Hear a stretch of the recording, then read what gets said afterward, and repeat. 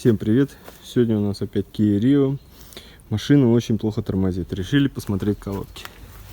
Колодки были целые, но настолько дубовые, даже не откалываются.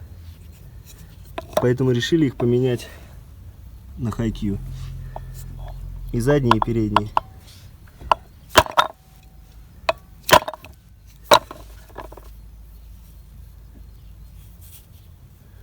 Блестят как сталь.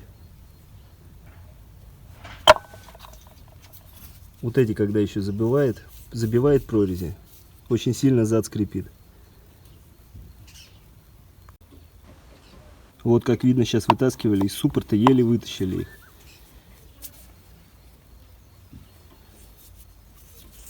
Уже непонятно какой фирмы, но все равно корейские, но это не родные колодки.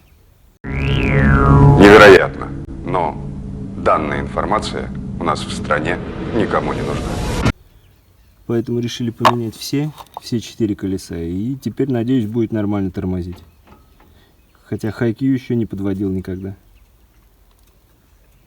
Да, как понять, что колодки плохие? Если вы проехали на колодках 50-60 тысяч, и они все еще вот такие, то это колодки полная. Сильное заявление.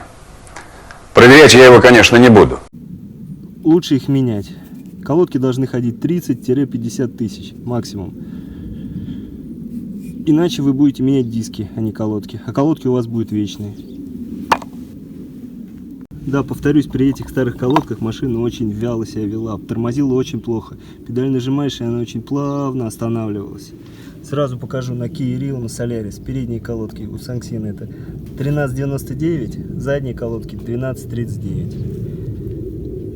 Если кому видео понравилось, ставьте лайк, подписывайтесь на канал. Кому не понравилось, ставьте дизлайк. Всем успехов и удачи на дорогах.